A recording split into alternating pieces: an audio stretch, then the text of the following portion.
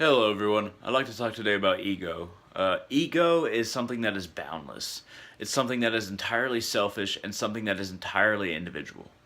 Individuality is a good thing.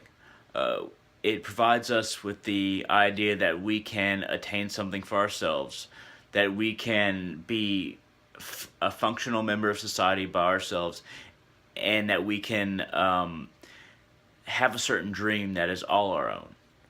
But ego is also something that can be inflated. It can be inflated into greed. It can be inflated into different forms of desire, lust, hate, revenge, anger, sorrow, despair. Uh, Ego plays a role in all negative emotions.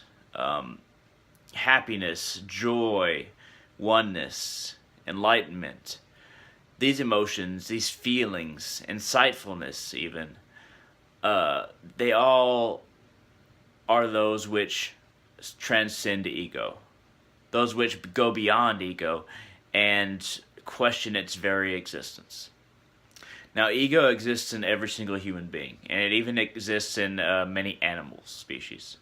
But ego is that which is only useful for the most basic of humans. Once somebody understands ego for what it is, the baser and selfish desire of one man at a time, then one feels only bound by it, only inhibited by it, and only desires to seek to rise above it. And really, that's what ego is. It's a stepping stone to be stepped on and to advance upon the higher plane. Uh, and it is necessary in order to transcend the material realm, because animals don't have the same ego. Many of them do, but the vast majority do not have the same kind of ego that humans do. They have the instinct to survive and the instinct to provide for their kin, their family, their children, and their themselves, but they do not have the instinct to hoard for their individual selves. And that's something that humans have. That's something that our ego is specific in glorifying. And the reason it's a stepping stone, the reason why ego is necessary in order for us to rise to a higher level, is that we have to overcome the desire and all the desires to gain for oneself.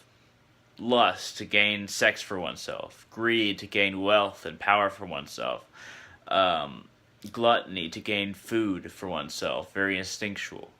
Uh, all of these are desires that can only be stepped above, they can only be risen above on the back of ego.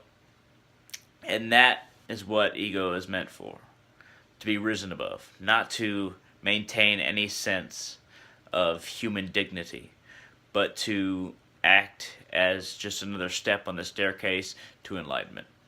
And that's all I got to say about ego. Thank you.